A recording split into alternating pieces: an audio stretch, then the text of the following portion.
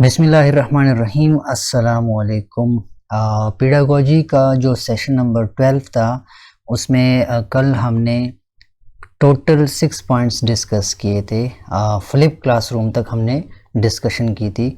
इसमें दो टॉपिक्स रहते हैं, advantages of ICT in pedagogy और limitations of ICT in pedagogy. इसको जल्दी से डिस्कस कर लेते हैं, काफ़ी इजी है, इसमें कोई मुश्किल नहीं है।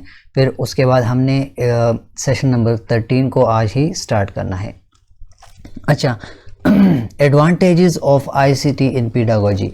जैसे कल हमने डिस्कस किया था कि आईसीटी पेडागोजी के अंदर इंफॉर्मेशन और कम्युनिकेशन के लिए जो टूल्स, जो टेक्नोलॉजी यूज़ होती है, मतलब एजुकेशन के अंदर इंफॉर्मेशन कम्युनिकेशन टेक्नोलॉजी का यूज़, ठीक है, उसको आईसीटी बोलते हैं या आईसीटी इन एजुकेशन उसको बोलते हैं। अब उसके एडवांटेजेस कौन कौन से हैं? तो पहला है मेक्स लर्निंग स्टूडेंट सेंटर्ड। यहाँ पर जो चीज़ें कल हमने डिस्कस की थी उससे आपको आइडिया मिल चुका होगा कि ज़्यादातर फोकस इन चीज़ों का, इन डिजिटल टूल्स का स्टूडेंट्स के ऊपर ही होता है। तो लर्निंग कौन करते हैं? स्टूडेंट्स ही करते हैं। तो ये हमारे लिए पूरे लर्निंग प्रोसेस को स्टूडेंट सेंटर्ड बनाता है। अब स्टूडेंट सेंटर्ड का जो टर्म है, यानी यहाँ से यहाँ तक, इसके अंदर आपने कंफ्यूज नहीं होना कि स्टूडेंट सेंटर्ड किस चीज़ को बोलते हैं। हमने काफ़ी सारे सेशंस के अंदर ये टर्म्स यूज़ किए हैं, टीचर सेंटर्ड और स्टूडेंट सेंटर्ड, और इनको मैं अच्छी तरह से एक्सप्लेन भी कर चुका हूँ। मतलब जहाँ पर आपका मेन फोकस, आपका टारगेट, आपका ऑब्जेक्टिव स्टूडेंट होता है। आप चाहते हैं कि स्टूडेंट लर्न करे, ठीक है, आपका कंटेंट स्टूडेंट को टारगेट करे। तो ऐसे ही ये आईसीटी के जो टूल्स हैं ये लर्निंग को स्टूडेंट सेंटर्ड बना देते हैं। पहला पॉइंट क्लियर हो गया। सेकंड आप देख लें, improves critical thinking and creativity. जैसे कल हमने पॉइंट्स में ये बात डिस्कस की थी कि यहाँ पर स्टूडेंट्स जो हैं वो अपने पेस के साथ, अपनी स्पीड के साथ लर्निंग करते हैं, तो वहाँ उनको काफ़ी हेल्प मिलती है इस चीज़ को डेवलप करने में, क्रिटिकल थिंकिंग को और क्रिएटिविटी को। इन डिजिटल टूल्स का यूज़ करके स्टूडेंट्स जो हैं वो नए तरीक़ों से नॉलेज गेन करते हैं, ठीक है, डिजिटल मीन्स का यूज़ करके वो अपनी नॉलेज बैंक बढ़ाते हैं, और वो अल्टरनेटिवली उनको क्रिटिकल थिंकिंग की डेवलपमेंट में हेल्प करता है, और उनकी जो क्रिएटिविटी होती है वो भी टाइम टू टाइम सामने आती है। तो इसका ये भी फ़ायदा है एडवांटेजेस के अंदर। अच्छा, थर्ड पॉइंट आप देख लें, प्रोवाइड 24/7 एक्सेस टू नॉलेज। 24/7 मतलब 24 घंटे एक्सेस टू नॉलेज इनको मिलती है, क्योंकि यहाँ पर डिजिटल लिटरेसी की बात हो रही है। आईसीटी के जो टूल्स हैं पेडागोजी एजुकेशन के अंदर उनकी बात हो रही है। तो ये सारा सिस्टम ज़्यादातर ऑनलाइन होता है। अब ऑनलाइन का मतलब क्या हुआ कि वो किसी भी वक्त, ठीक है, 24 आवर्स में उनको ये एक्सेस मिली होती है, 24/7, हफ्ते के हर एक दिन के 24 घंटे, ठीक है। तो वो ईज़िली नॉलेज को गेन कर सकते हैं, नॉलेज को एक्सेस कर सकते हैं। ये इसका एक एडवांटेज है। अच्छा, फोर्थ वन आप देख लें, connect students with global communities. जैसे कि ऑनलाइन टर्म से आपको आइडिया मिला होगा, डिजिटल लिटरेसी से आपको ये आइडिया मिला होगा, या ई लर्निंग से आपको आइडिया मिला होगा कि सारा सिस्टम ऑनलाइन होता है। तो ग्लोबल कम्युनिटीज़ जो होती हैं, एजुकेशन के अंदर काम करने वाले जो लोग होते हैं, उनको स्टूडेंट्स इजीली एक्सेस करते हैं, और इस तरह स्टूडेंट्स का ग्लोबल कम्युनिटीज़ के साथ कनेक्शन बन जाता है। तो ये भी इसका एक फ़ायदा है। अच्छा, इनकरेजेस सेल्फ लर्निंग। टीचर ने क्लासरूम के अंदर कोई टॉपिक पढ़ाया, फ्लिप क्लासरूम का कल हमने पढ़ा था, और ब्लेंडेड लर्निंग के हवाले से कल हमने पढ़ा था। तो उसमें क्या है, सेल्फ पेस के साथ, ऑन स्पीड के साथ चीज़ों को लर्न करना सेल्फ लर्निंग को प्रमोट करता है। क्या? ये जो आईसीटी के टूल्स हैं एजुकेशन के अंदर सेल्फ लर्निंग को कैसे इनकरेज करता है? टीचर ने क्लासरूम के अंदर कोई टॉपिक दिया, ठीक है, उसको ब्रीफली एक्सप्लेन भी किया, डिस्कस भी किया, उसके ऊपर बात की, क्वेश्चन आंसर किए। जब स्टूडेंट घर आता है, ठीक है, तो वो क्या करता है, उन चीज़ों के ऊपर ऑनलाइन रिसर्च करना स्टार्ट कर लेता है। तो सेल्फ लर्निंग का फैक्टर यहाँ पर आ जाता है, ठीक है। तो ये भी इसका एक बहुत बड़ा फ़ायदा है। क्लियर हो गया। अच्छा, लिमिटेशन के ऊपर थोड़ी सी डिस्कशन कर लेते हैं। आईसीटी के लिमिटेशंस कौन कौन से हैं? Needs good internet end devices, ये इसके लिए प्री रेक्विजिट हैं। ऑनलाइन लर्निंग के अंदर अगर आपके साथ डिवाइस नहीं है, आपके साथ मतलब आपका एक्सेस इंटरनेट तक नहीं है, तो फिर मसला होता है, ठीक है। ये इसकी एक बहुत बड़ी लिमिटेशन है। तो आपके पास एक अच्छा इंटरनेट कनेक्शन होना चाहिए स्टूडेंट्स के पास, ठीक है, और उनके पास अच्छे डिवाइसेस का होना, यानी किसी अच्छे टैबलेट का होना, अच्छे लैपटॉप का होना, जो प्रोडक्टिविटी के लिए यूज़ हो सकते हैं, जो एजुकेशन के अंदर यूज़ हो सकते हैं। हर एक मोबाइल नहीं, ठीक है, जो इंटरनेट की फैसिलिटी के साथ हो। तो अगर ये ना हो तो फिर ये इसकी लिमिटेशन है हमारे लिए। अच्छा, some teachers and students lack technical skills. कल हमने इस चीज़ को डिस्कस किया था कि आईसीटी जब एजुकेशन के अंदर हम यूज़ करेंगे तो इसके लिए टेक्निकल स्किल्स का होना भी लाजमी है। अगर किसी टीचर को प्रोजेक्टर का एक्सपीरियंस ना हो, अगर किसी टीचर को पावर पॉइंट का आइडिया ना हो, पावर पॉइंट का यूज़ ना कर सकता हो, स्लाइड शोज़ नहीं बना सकता हो, इफ़ेक्टिव प्रेजेंटेशन नहीं बना सकता हो, तो फिर वो भी मसला है। और जो डिजिटल रिसोर्सेज हैं, डिजिटल टूल्स हैं, अगर उनका नॉलेज उनकी वो कोर स्किल जो है वो ना हो, तो वो भी फिर हमारे लिए एक लिमिटेशन है आईसीटी का। Can be distracting if not used properly. अब अगर मोबाइल की बात कर लें तो मोबाइल बहुत ज़्यादा एक डिस्ट्रैक्टिंग चीज़ है। अगर सही तरीके से इस्तेमाल ना किया जाए तो बंदे को कहीं और लेके चला जाता है। आप ख़ुद अंदाज़ा लगा लें, जब आजकल हम फेसबुक ओपन करते हैं तो वीडियो से या रील्स से कहीं पर नहीं जा सकते, हम उस चीज़ के साथ इतने ज़्यादा एंगेज हो जाते हैं, तो काफ़ी ज़्यादा डिस्ट्रैक्टिंग भी बन सकता है अगर सही इस्तेमाल ना किया जाए। तो ये भी इसका एक तरह से एक लिमिटेशन है इसकी। अच्छा, रिक्वायर्स केयरफुल प्लानिंग। हाँ, ICT in education, ICT in pedagogy, इसके लिए प्रॉपर प्लानिंग की ज़रूरत होती है, केयरफुल प्लानिंग की ज़रूरत होती है। अगर ना हो तो फिर ये इसकी एक लिमिटेशन है। यहाँ तक ये लेक्चर था, सेशन नंबर 12। कंक्लूजन में यही है कि आईसीटी बहुत ज़्यादा इम्पॉर्टेंट है with tools like e learning, digital tools, blended learning या फ्लिप क्लासरूम। कल ये सारे हमने डिस्कस किए थे। Education has become more interactive, काफ़ी ज़्यादा पार्टिसिपेशन यहाँ पे हो जाती है, इंटरेक्टिविटी आ जाती है, फ्लेक्सिबिलिटी आ जाती है, और जैसे हमने बात की स्टूडेंट सेंटर्ड जो लर्निंग का प्रोसेस होता है वो स्टूडेंट सेंटर्ड बन जाता है। तो काफ़ी इम्पॉर्टेंट है। As a good teacher must use ICT wisely. जैसे लिमिटेशन में हमने बात की कि अगर इसका वाइज तरीके से प्रॉपर प्लानिंग के साथ अगर इसका यूज़ ना किया गया तो वो लिमिटेशन बन गया। बट एक अच्छा टीचर जो है वो इस चीज़ का अच्छी तरीके से अक्लमंदी के साथ, प्रॉपर प्लानिंग के साथ इसका यूज़ करता है to make lessons effective and prepare students for the digital world. यहाँ डिजिटल वर्ल्ड में स्टूडेंट्स को काफ़ी ज़्यादा हेल्प मिल जाती है। जैसे हमने बात की कि ग्लोबल जो दुनिया है, ठीक है, उसके साथ स्टूडेंट्स को कनेक्ट कर लेता है। तो डिजिटल वर्ल्ड में उनको काफ़ी ज़्यादा मतलब सर्वाइवल के लिए एक रास्ता मिल जाता है। ये इसका कंक्लूजन था और ये सेशन यहीं पर ख़त्म हो गया। ये था सेशन नंबर 12। आज वाले सेशन के ऊपर आते हैं, सेशन नंबर 13 के ऊपर, और ये बहुत ज़्यादा इम्पॉर्टेंट है। Types of questions. पेडागोजी या एजुकेशन के अंदर हमने टर्म्स पढ़े थे असेसमेंट, ठीक है। वहाँ पर हम क्या करते हैं, हम क्वेश्चंस का यूज़ करते हैं, असेसमेंट को कंडक्ट करते हैं। तो टाइप्स ऑफ क्वेश्चंस, कुछ क्वेश्चंस के इम्पॉर्टेंट टाइप्स हैं जिसको जानना हमारे लिए काफ़ी इम्पॉर्टेंट है, क्योंकि इस हवाले से कहीं पर भी आपसे क्वेश्चन हो सकता है, स्पेशली इंटरव्यूज़ के अंदर। तो इंट्रोडक्शन के ऊपर आते हैं। In education and assessment questions are a tool to measure students knowledge skills and understanding. ये हमने प्रीवियस सेशंस के अंदर बात की थी कि एजुकेशन और असेसमेंट के अंदर क्वेश्चंस का यूज़ किया जाता है। अब क्वेश्चंस क्या हैं? क्वेश्चन असल में हमारे साथ टूल्स होते हैं, ठीक है।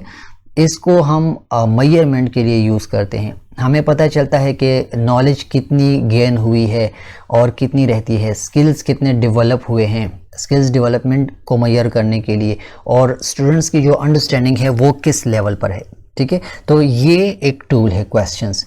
Different types of questions serve different purposes. अब क्वेश्चंस के भी काफ़ी ज़्यादा टाइप्स हैं, ठीक है।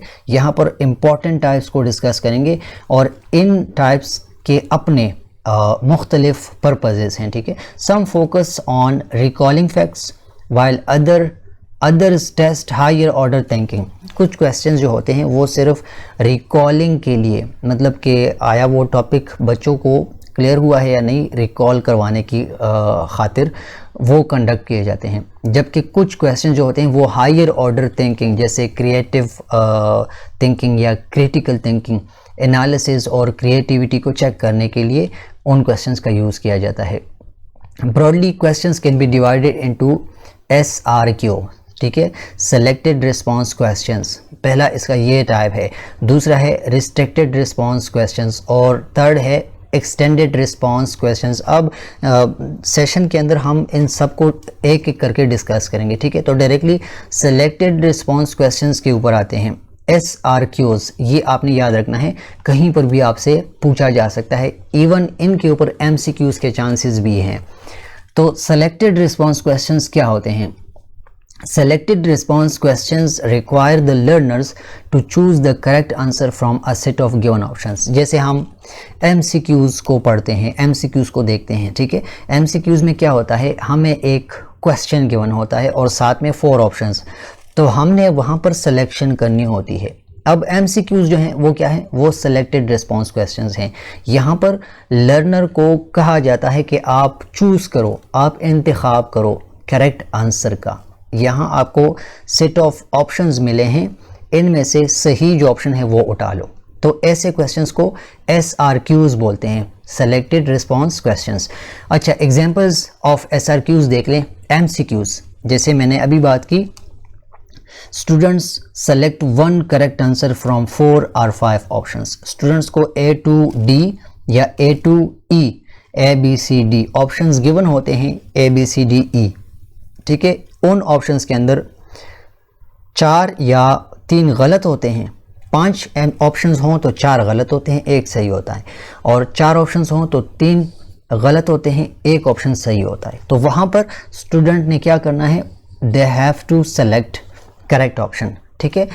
ऐसे मतलब MCQ क्या है, ये SRQ है। अगर कहीं पर आपसे पूछा जाए कि ये जो मल्टीपल चॉइस क्वेश्चंस होते हैं ये किस चीज़ के टाइप्स हैं, ठीक है, कहाँ पर आते हैं, तो आपने आंसर करना है कि ये SRQs के एग्जांपल्स हैं, ठीक है।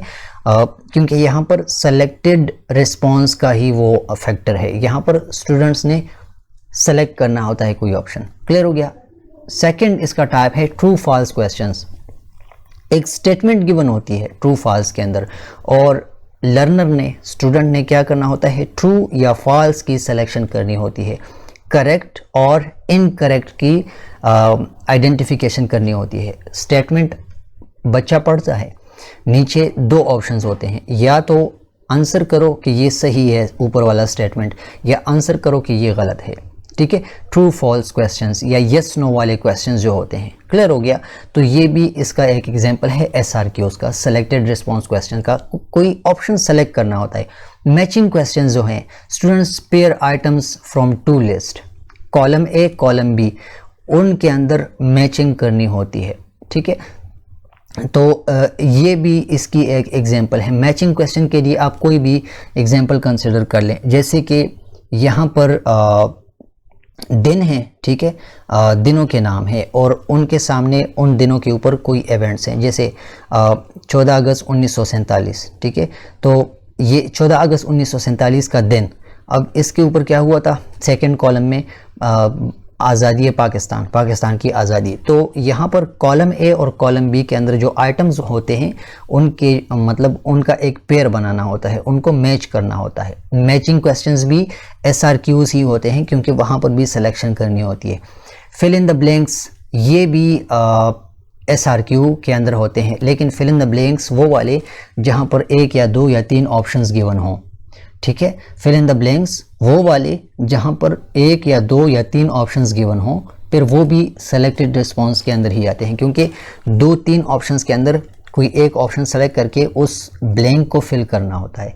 A sentence with a missing word, ठीक है, एक सेंटेंस होगी उसके अंदर एक ब्लैंक स्पेस गिवन होगा, खाली जगह पुर करें, ठीक है, वो वाले क्वेश्चंस SRQs के अंदर आते हैं। तो इसको भी आपने याद रखना है। अच्छा, ये इसके टाइप्स हो गए।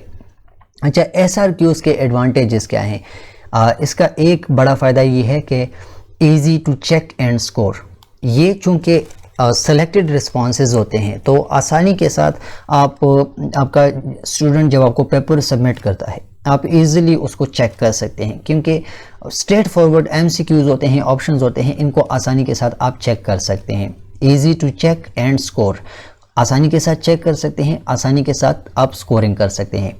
अच्छा, यूज़फुल फॉर लार्ज ग्रुप्स, एक बहुत बड़ी क्लासरूम है, एक बहुत बड़ा ग्रुप है, ठीक है, स्टूडेंट्स का, तो उनके लिए सेलेक्टेड रिस्पांस के क्वेश्चंस काफ़ी ज़्यादा यूज़फुल होते हैं, अहम होते हैं, ठीक है, क्योंकि बड़े ग्रुप से या बहुत बड़ी क्लासरूम से आप SRQs करेंगे, MCQs करेंगे, ट्रू फॉल्स करेंगे, फिल इन द ब्लैंक्स करेंगे तो वो कम वक्त में जल्दी सबमिट भी कर लेंगे और आपको जल्दी आइडिया भी हो जाएगा। अच्छा, covers a wide range of content quickly, एक बहुत बड़ा टॉपिक होगा, उससे आप सेलेक्टेड क्वेश्चंस उठाएंगे, उनको SRQs की फॉर्म में बच्चों के सामने रखेंगे एज अ असेसमेंट टूल, तो ईज़िली आप बहुत बड़े कंटेंट को एक शॉर्ट किस्म के MCQs बेस्ड एग्ज़ाम के थ्रू टारगेट करके उसको कवर कर सकते हैं। ये इसके एडवांटेजेस हो गए। अच्छा, लिमिटेशन के ऊपर बात कर लेते हैं। ऑफन टेस्ट ओनली रिकॉल, यहाँ पर सिर्फ मेमोराइजेशन को या रिकॉल को टेस्ट किया जाता है, डीप अंडरस्टैंडिंग को ये इग्नोर करता है, पहला। सेकंड है कैन इनकरेज गेसिंग। अच्छा, ये तुक्का लगाने वाली वो जो चीज़ होती है जहाँ पर बंदा गेस करता है, तुक्का लगाता है, उस चीज़ को ये बहुत ज़्यादा प्रमोट करता है और यहाँ पर क्रिएटिविटी फिर ख़त्म हो जाती है, तो ये भी इसकी एक लिमिटेशन है। Difficult to construct high quality MCQs, ठीक है, बहुत मुश्किल हो जाएगा अगर आप SRQs को मतलब फॉर एग्ज़ाम्पल MCQs आप बना रहे हैं तो हाई क्वालिटी के MCQs बनाना फिर काफ़ी दफ़ा मुश्किल हो जाता है। Difficult to construct high quality MCQs, ये भी इसकी एक लिमिटेशन है। फिर अगर MCQs का ही आपने वो मेथड अपनाना है तो फिर आपने बहुत ज़्यादा होमवर्क के बाद कोई MCQ का टेस्ट बनाना होगा, तभी आप किसी हद तक, किसी लेवल तक क्वालिटी को अचीव कर सकेंगे। ये हो गया SRQs, सेलेक्टेड रिस्पॉन्स क्वेश्चंस के हवाले से हमने डिस्कशन की।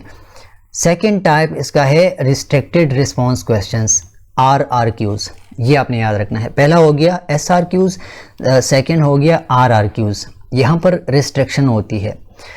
Restricted response questions limit the students answer to a specific length, content और फॉर्मेट।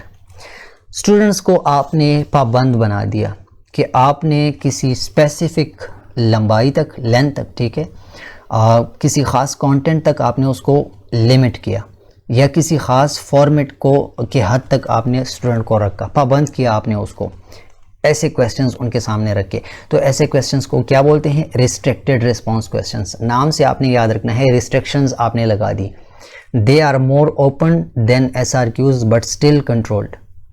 SRQs बहुत ज़्यादा रिस्ट्रिक्टेड होते हैं क्योंकि वहाँ पर आपने क्या करना है, आपने सिर्फ ऑप्शन सेलेक्ट करना है, सिलेक्शन करनी है, उससे ये थोड़े से ओपन हैं लेकिन फिर भी ये कंट्रोल्ड होते हैं क्योंकि आपने, लेट सपोज मैं आपको एग्जांपल देता हूँ, एक इन पेपर है, ठीक है, पेपर के अंदर ही बच्चों ने आंसर करना है, ऊपर क्वेश्चन है और आपने नीचे 2 लाइन लगाए हैं और आपने बच्चों को ऊपर इंस्ट्रक्शन में कहा है कि 2 लाइन से ज़्यादा अगर किसी ने लिखा तो जवाब गलत माना जाएगा।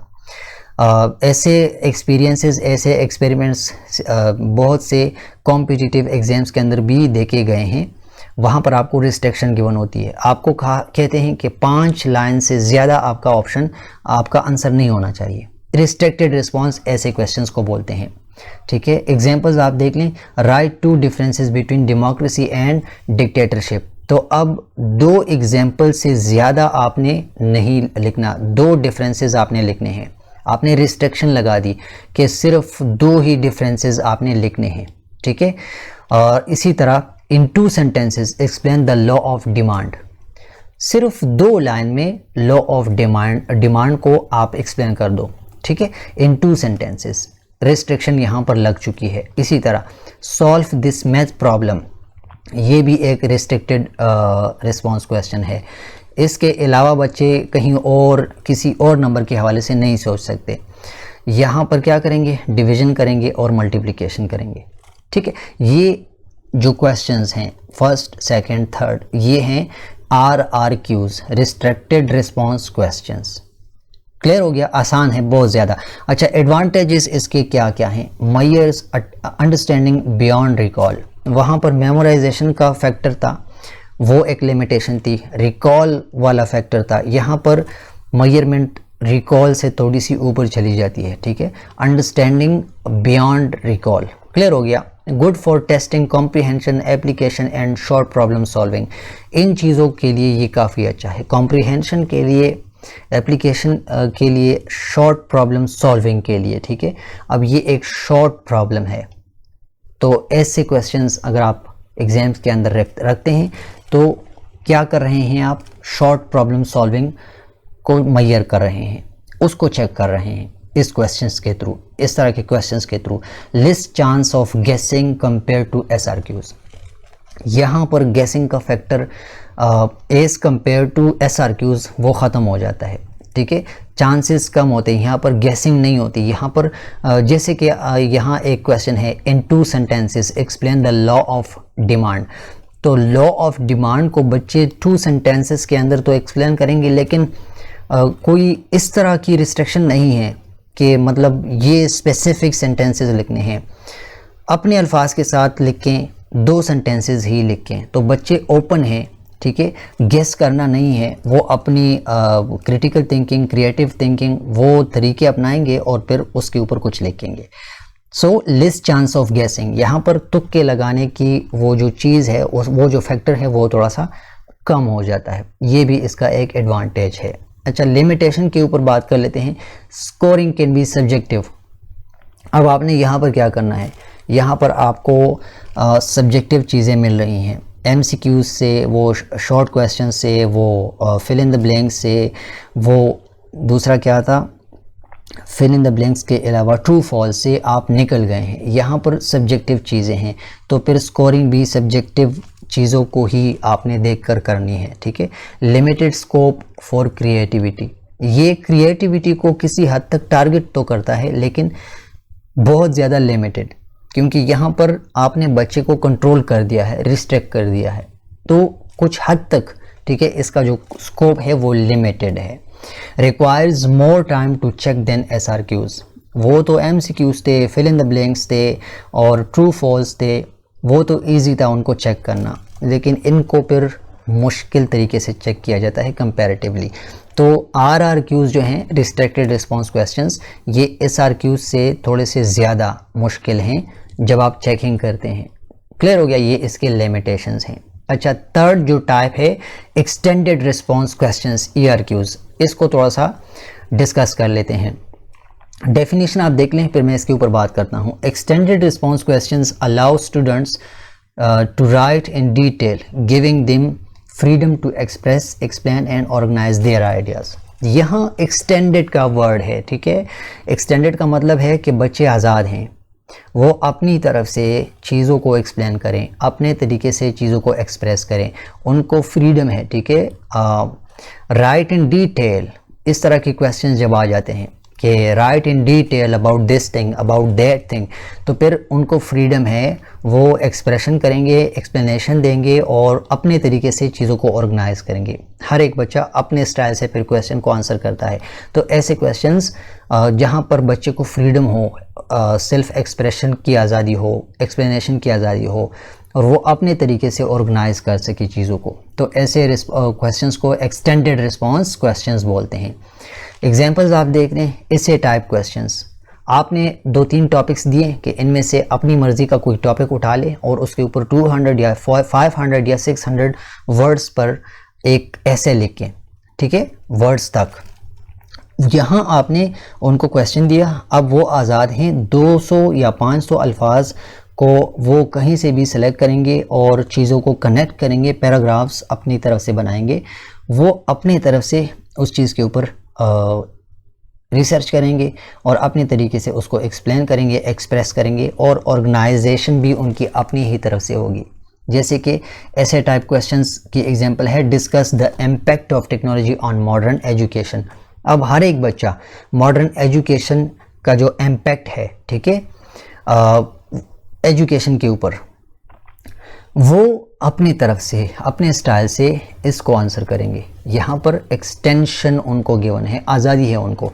लॉन्ग आंसर्स, बुक्स के अंदर आपने शॉर्ट क्वेश्चंस के बाद लॉन्ग क्वेश्चंस को डील किया होगा। Explain the causes and effects of world war 2, ठीक है। अब वर्ल्ड वॉर 2 के जितने भी कॉजेज हैं, उसके जितने भी इफेक्ट्स हैं, हर एक बच्चा अपने तर्ज से एक लॉन्ग क्वेश्चन उसका आंसर देगा, ठीक है। यहाँ पर उसको आज़ादी है। क्रिटिकल एनालिसिस, अगर आपने बच्चे के सामने ऐसा क्वेश्चन रखा कि evaluate Shakespeare's contribution to English literature, तो यहाँ पर आपने उसको आज़ादी दी, ठीक है।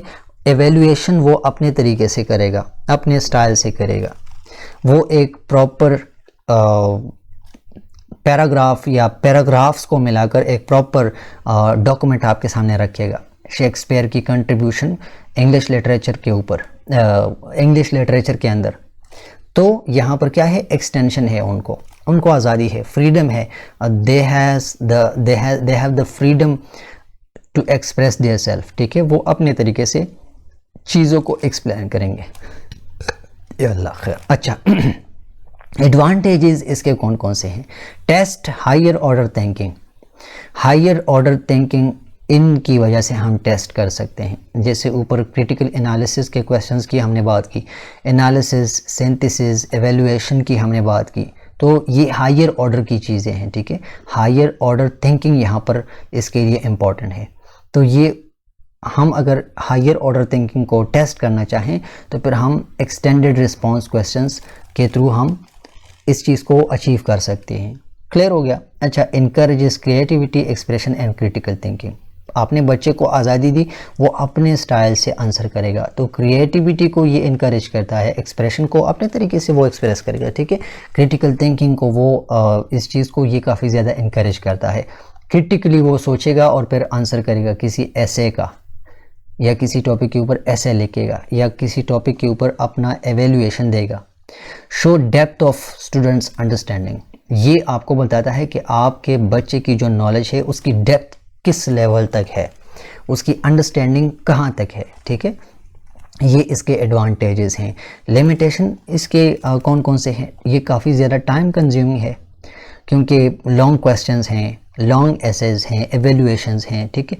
ये टाइम कंज्यूमिंग चीज़ें हैं। डिफ़िकल्ट टू ग्रेड ऑब्जेक्टिवली, वही बात हमने ऊपर भी की, रिस्ट्रिक्टेड रिस्पॉन्स के अंदर भी हमने बात की कि यहाँ पर हम ग्रेड नहीं कर सकते आसानी के साथ, उनको मैयर नहीं कर सकते, काफ़ी टाइम इसके लिए रिक्वायर होता है। टाइम कंज्यूमिंग भी है और डिफ़िकल्ट टू ग्रेड भी है। Students with weak writing skills में स्ट्रगल, ये मेरा भी मसला है। वीक राइटिंग स्किल्स जिनका ये मसला है, ठीक है, वीक राइटिंग स्किल्स जिनकी राइटिंग स्लो होगी या जो लिख नहीं सकते, वर्ड्स को कनेक्ट नहीं कर सकते, पैराग्राफ्स नहीं लिख सकते, कनेक्टिविटी उनके बीच में नहीं ला सकते, ठीक है, एक फ़्लो नहीं बना सकते, तो उनकी ये बहुत बड़ा मसला होगा। ये एक्सटेंडेड रिस्पॉन्स क्वेश्चंस की एक बहुत बड़ी लिमिटेशन है।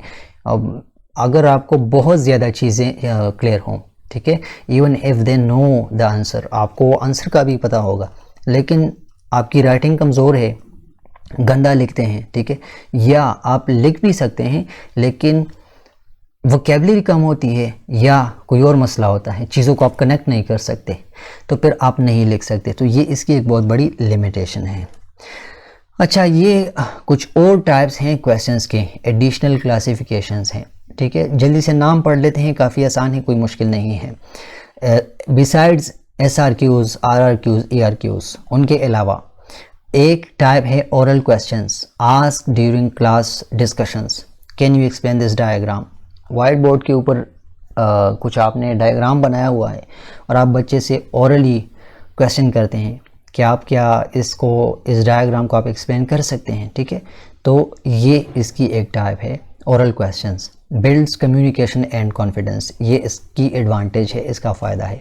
प्रैक्टिकल परफॉर्मेंस क्वेश्चंस, ये साइंस लैब्स, कंप्यूटर क्लासेस या आर्ट्स के जो क्लासेस होते हैं वहाँ पर क्वेश्चंस ये वाले होते हैं, प्रैक्टिकल या performance based questions. Conduct the experiment and record your observation, तो अब ये प्रैक्टिकल चीज़ है, ठीक है। परफॉर्मेंस बेस्ड क्वेश्चन है, वो क्या करेंगे, एक्सपेरिमेंट करेंगे और अपनी ऑब्जर्वेशन को रिकॉर्ड करेंगे। तो ये जो क्वेश्चन आपने किया, कंडक्ट द एक्सपेरिमेंट, ये एक प्रैक्टिकल परफॉर्मेंस क्वेश्चन है। प्रॉब्लम सॉल्विंग क्वेश्चन काफ़ी बार हम डिस्कस कर चुके हैं। मैथमेटिकल लॉजिकल जो क्वेश्चंस होते हैं या केस स्टडीज़ जो होती हैं, जैसे कि for example a train leaves the station at 9 AM, solve for the time it reaches it's destination. तो ये एक मैथमेटिकल क्वेश्चन है, यहाँ पर आपने देखना है, लॉजिक बनाना है, फिर क्वेश्चन को आंसर करना है। ऐसे क्वेश्चंस प्रॉब्लम सॉल्विंग क्वेश्चंस कहलाते हैं। अच्छा, rhetorical questions for teaching style, ये ऐसे क्वेश्चंस होते हैं जिसका मतलब ये नहीं होता कि आपने इसको आंसर करना है, बट आप स्टूडेंट को सोचने पर मजबूर करने के लिए ऐसे क्वेश्चन पूछते हैं। जैसे कि do we not all want a better future, क्या हमें एक बेहतर मुस्तकबिल नहीं चाहिए या हम नहीं चाहते। तो ऐसे क्वेश्चन बच्चों को सोचने पर मजबूर कर देते हैं। यहाँ पर आप उनकी थिंकिंग को इम्प्रूव करने के लिए रिटोरिकल क्वेश्चंस पूछते हैं। क्लियर हो गया। अच्छा, ये सारे टाइप्स आज हमने इस वाले सेशन के अंदर डिस्कस किए, SRQs, RRQs और ERQs।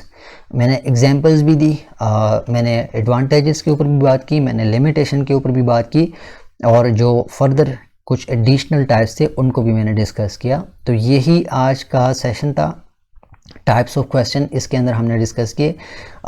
कल सेशन नंबर 14 होगा, फिर उसके बाद 15, और फिर इंशाल्लाह हमारा पेडागोजी का जो कोर्स है वो हम सेशन को यहीं पर स्टॉप कर देंगे। 5% पेडागोजी को आलमोस्ट हमने किसी न किसी तरीके से किसी हद तक कवर कर लिया है। सो इंशाल्लाह कल फिर सेशन नंबर 14 में आपसे मुलाकात होगी। अस्सलामु अलैकुम वरहमतुल्लाहि वबरकातुहू।